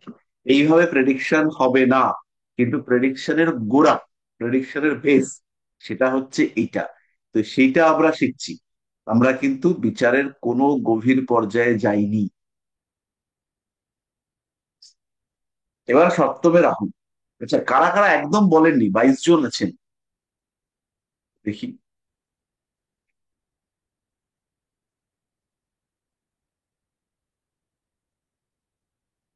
যারা যারা বলেননি তারা একটু বললে ভালো হবে।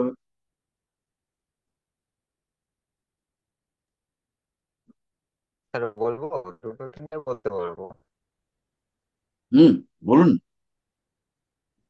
প্রথমে রাহু বিজনেস পার্টনারের সাথে কোনো রকম ঝামেলা করার সৃষ্টি হবে।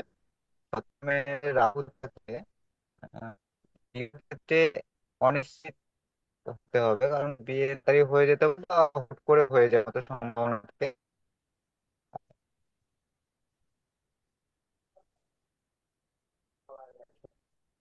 আর স্যার, আমার মনে পড়ছে না। আচ্ছা, আহ আর কেউ বলুন। স্যার, সপ্তমে সপ্তমে রাহু বিবাহ ক্ষেত্রে খুব ঝঞ্ঝাট আনে এবং আহ, স্ত্রী বিবাদ প্রিয় হয়, বিবাহে অনেক ঝামেলা হয় এবং খুব তাড়াতাড়ি বিবাহ হয়। সপ্তমে রাহু বেসিক্যালি বিবাহের ক্ষেত্রেই গন্ডগোল হয়, মানে আহ, স্ত্রী অনেক নিচ কুলে বিয়ে হয় সপ্তমে রাহু। তো সহজে ছাড়া হবে না, আপনাকে আরেকটু বলুন। আহ, সপ্তমে রাহুতে আহ, আর কি স্যার, বিয়ের ক্ষেত্রেই সপ্তমে রাহু বেশি সমস্যা হয় মনে হয়। সপ্তম থেকে আরো কিছু বিচার করা হয়, একটু বলুন না, চেষ্টা করুন না। কর্মক্ষেত্রেও ব্যবসার ক্ষেত্রে যদি জাতক রাহু যদি ভালোভাবে থাকে, মানে সবল থাকে, তাহলে পরে জাতক ব্যবসার ক্ষেত্রে লাভবান হয়, ফাটকা রোজগার করতে পারে।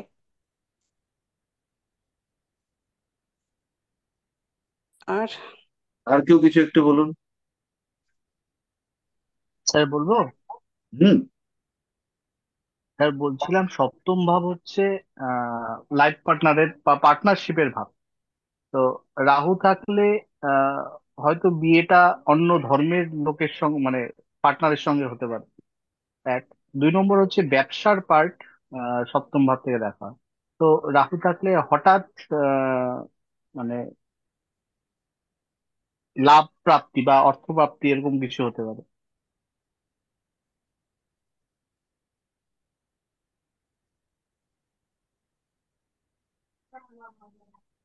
আর কিছু?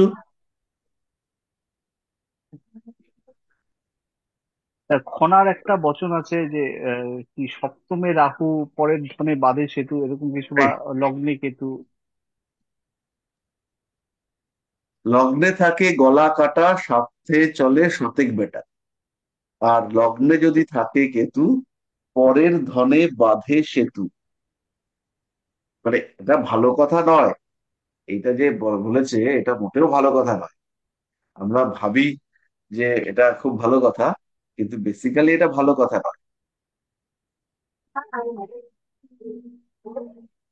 আচ্ছা, তো উম আর কিছু একটু চেষ্টা করি। মানে স্যার হঠাৎ হঠাৎ করেই জাতকে যাই হয় না কেন সেটা হঠাৎ হঠাৎ হয়ে যায়, আচমকা হয় সবকিছুই। আর ব্যবসা ক্ষেত্রে জাতক যদি একা করে তাহলে ভালো হয়, আর যদি কারোর সাথে মানে অংশীদারিত্বতে থাকে তাহলে পরে বোধহয় সমস্যা হতে পারে। হুম। উম, আমি বলবো হ্যাঁ, এটা খুব জনপ্রিয়তা ভালো। থাকলে, জনপ্রিয়তা যদি বেশি থাকে তাহলে অপমানিত হওয়ার একটা চান্স থাকে। আর বিয়ে হলে সমাজকে লুকিয়ে হতে পারে। ডায়াবেটিস বা পেটের অসুখ এই ধরনের কিছু থাকতে পারে।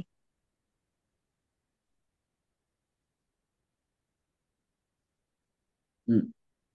স্যার একটা পয়েন্ট বলবো, হুম। মানে এটা কোশ্চেনও, মানে অতিরিক্ত কামনার ফলে কি সংসারে অশান্তি হতে পারে? হুম।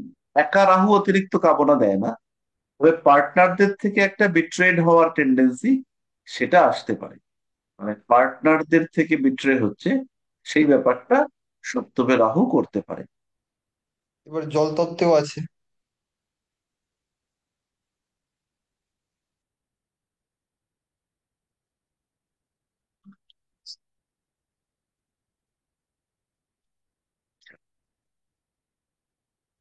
আচ্ছা, ওই সপ্তমী রাহুর ব্যাপারটা আমাদের মোটামুটি ঠিকঠাক রয়েছে। হঠাৎ বিয়ে হওয়ার সম্ভাবনা এবং সঠিক লোকের সঙ্গে বিয়ে না হওয়ার সম্ভাবনা, কোনো সময় বিধর্মে বা অন্য ধর্মে বিয়ে হওয়ার টেন্ডেন্সি দেখতে পাওয়া যায়, কোনো কোনো সময় বিয়ে হলে সেই বিয়ে না টিকতে দেখতে পাওয়া যায়।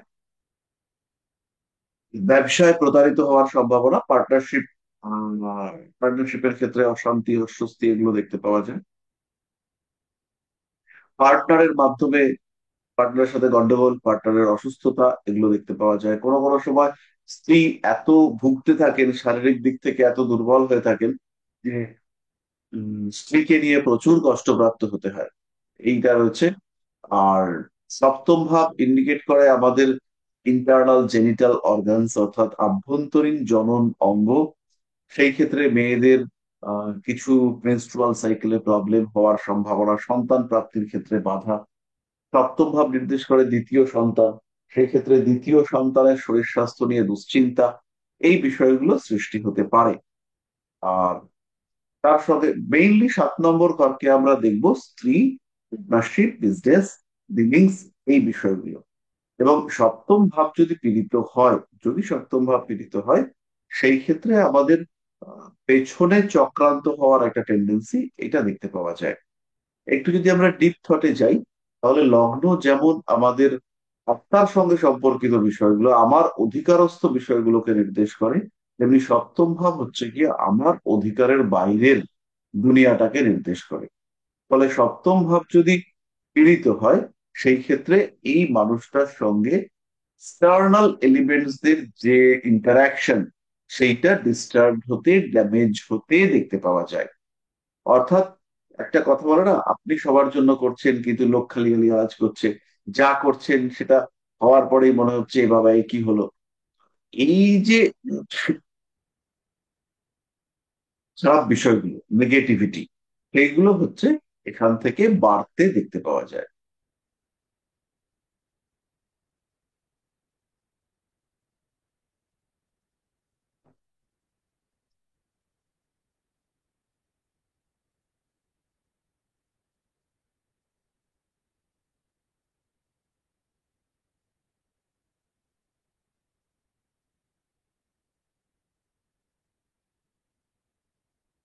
বোঝা গেল?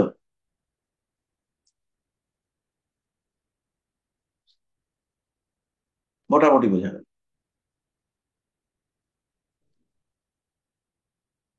আহ এরপরে আমরা আমাদের সময় কমে এসছে, আমরা রবি বুধ চন্দ্রকে সরিয়ে রাখছি, আমরা দশমে শুক্রটাকে।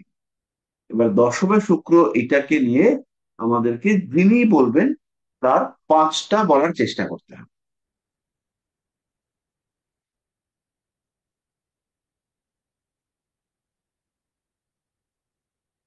বলুন বলুন বলুন।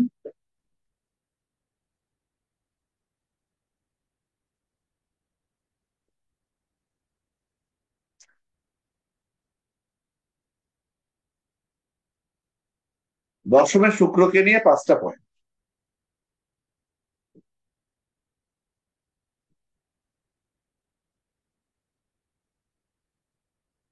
এতটাও কঠিন নয়। স্যার চেষ্টা করছি। নিশ্চয়ই।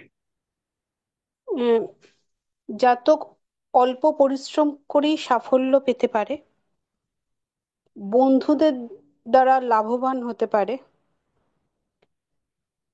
আর দশমে উম, শুক্র প্রচন্ড, আহ জাতকের ব্যয় প্রচন্ড বেশি থাকতে পারে। আর জাতক, হ্যাঁ, ব্যয়টা বেশি থাকবে। দশম,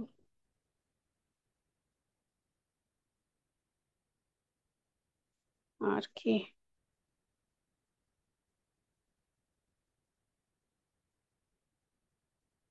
স্যার, আর কি?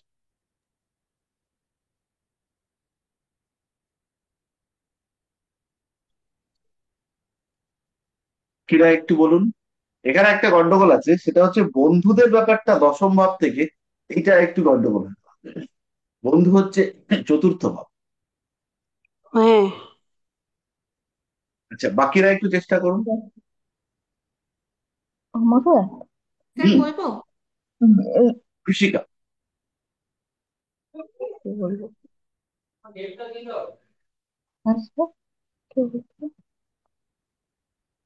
এই শুক্র আইটি সেক্টরের মতোই, মানে একটু লাক্সারিয়াস, যেখানে আর কি চেয়ার টেবিল ভালো বা অতিরিক্ত লাক্সারিয়াস জায়গায় চাকরি করার আর কি সম্ভাবনা বেশি হতে পারে। আবার যেহেতু দশম মানে পিতার অর্থ, তাহলে হয়তো অর্থের দিক থেকে পিতার হয়তো অর্থের দিক থেকে অনেকটা বেশি, মানে অনেকটা আর কি সমৃদ্ধশালী হওয়ার সম্ভাবনা আছে। উম দুটো, আর কি হতে পারে, এই দুটোই আপাতত মনে পড়ছে।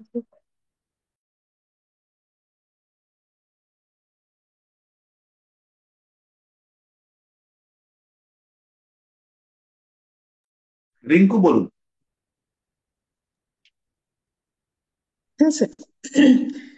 জাতক ভীষণ শৌখিন হবেন এবং শিল্পী হতে পারেন। অনেক ধরনের গান বাজনা, বিভিন্ন ধরনের আর কি তার শৈল্পিক যে মানে কি বলবো বোঝাতে পারছি না, মানে প্রতিভা। তিনি শিল্পী হতে পারেন, অভিনেতা অভিনেত্রী হতে পারেন, তার কেরিয়ারটা অভিনয় জগতের হতে পারে। আবার তিনি কম্পিউটারেও আমার মনে হচ্ছে কম্পিউটার নিয়ে কেরিয়ার বানাতে পারেন, কম্পিউটারে তিনি দক্ষ হতে পারেন এবং ভীষণ লাক্সারিয়াস জীবনযাপনের জন্য প্রচুর পরিমাণে খরচ করেন।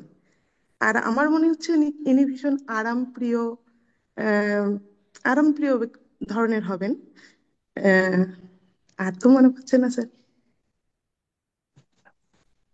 আর কেউ একটু চেষ্টা করুন 5টা বল।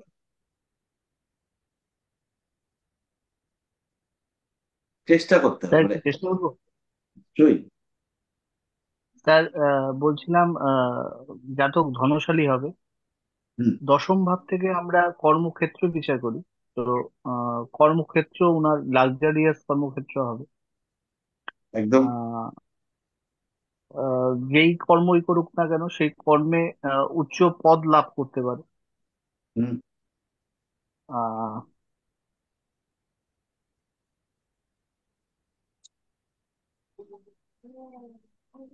আহ, শুক্র যেরকম ভোগী গ্রহ, তো আহ, জাতক আহ, একটু ভোগ বিলাসে, মানে ভোগ বিলাসী হবে। হুম।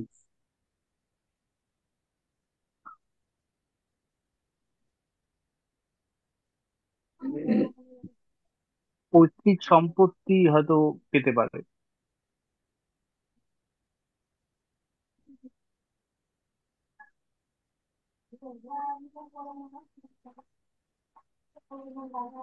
আর তো মাথায় আসছে না। সেটা হয়নি। এবং দশমে শুক্র খুব যে ভোগ বিলাসী করে তা নয়, কাজের ক্ষেত্রে ডেডিকেশন পারফেকশন এগুলোকে বাড়ায়।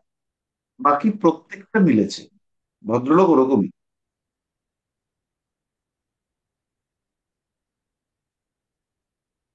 আচ্ছা, আহ আর কেউ কিছু বলবেন? স্যার, আপনি বলেছিলেন দশম ঘর পূর্বজন্মের জ্ঞান বা আকাশীয় জ্ঞান নির্দেশ করে, তো সেটাই কি কিছু হতে পারে? নিশ্চয়ই হতে পারে। মানে উনি আকাশীয় জ্ঞান বা পূর্বজন্মের জ্ঞানটা স্যার কি বোঝায় এক্স্যাক্টলি? ধরুন এই যে আপনি জ্যোতিষ চর্চা করছেন, হঠাৎ করে আপনি দেখলেন আপনি অনেক বেশি উপলব্ধি করতে পারছেন। হঠাৎ করে আপনার নলেজ লেভেলটা অনেকটা বেড়ে গেল। আপনি রিয়েলাইজ করছেন যে এত তো আমি পড়িনি, কোত্থেকে আমি এত জানতে পারলাম।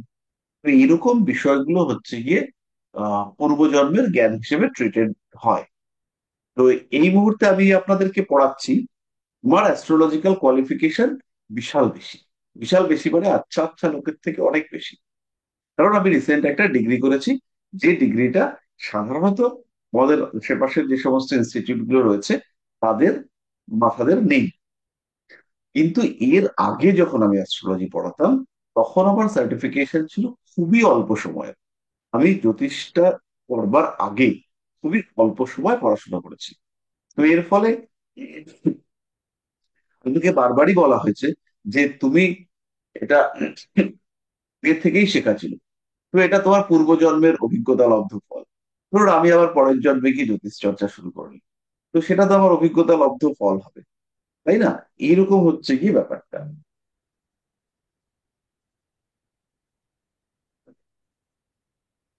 এবার বোঝা গেল? হ্যাঁ, বুঝতে পেরেছি।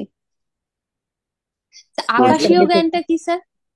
আকাশীয় জ্ঞান মানে হচ্ছে অ্যাস্ট্রোনমিক্যাল নলেজ, যে আকাশে গ্রহ নক্ষত্ররা কিরকম মুভ করছে সেই সম্পর্কে জ্ঞান। আচ্ছা। হুম, তাহলে আজকে আমাদের এই পর্যন্তই থাক। একটা দশমের শুক্র সম্পর্কে খালি বলে রাখি, দশমের শুক্র কোনো জাতক বা জাতিকার কর্মক্ষেত্রে কোনো সম্পর্কের ইঙ্গিত দেয়। অর্থাৎ কর্মক্ষেত্রে কাউকে ভালো লেগে যাওয়া, কর্মক্ষেত্রটাকেই ভীষণভাবে ভালো লেগে যাওয়া, কর্মক্ষেত্রের প্রতি একটা ফ্যাসিনেশন, এই বিষয়গুলোর ইন্ডিকেশন দশমের শুক্র থেকে আমরা পেয়ে থাকি। ঠিক আছে? এছাড়া কর্মক্ষেত্র সুন্দর, কাজের জায়গায় সুন্দর কেবিন থাকবে, বাবার টাকা পয়সা পাবে, কাজের পারফেকশন থাকবে, কর্মের সঙ্গে হিলিং, কম্পিউটার এগুলো রিলেশনশিপ থাকতে পারে, মেডিকেল প্রফেশনে যেতে পারে, স্পিরিচুয়াল অ্যাক্টিভিটিস থাকতে পারে, সঞ্চয় করবার মেন্টালিটি থাকতে পারে, মানুষকে উপকার করবার চেষ্টা সেটা থাকতে পারে, টিচিং, কন্ট্রোল, কমিউনিকেশন এই ব্যাপারগুলো এর প্রফেশনের সঙ্গে যুক্ত হতে পারে। সেই সঙ্গে সঙ্গে মানুষটা পায়ের গরম সেটা সুন্দর হতে পারে, এবং তার সঙ্গে সঙ্গে যদি সম্ভব হয় নৃত্যের প্রতি একটা আগ্রহ আকর্ষণ এটা সৃষ্টি হতে পারে। তাহলে আজকে আমাদের এই পর্যন্তই থাকুক। নেক্সট ক্লাসে এই বিষয়টার উপরেই আমাদের চর্চা করতে হবে। আমি একটা চার্ট দিয়ে দেব, সেই চার্ট সম্পর্কে আপনাদেরকে কিছু প্রিপেয়ার করতে হবে। তাহলে আজকে এই পর্যন্তই থাক। সবাইকে শুভরাত্রি, খুব ভালো থাকুন সবাই,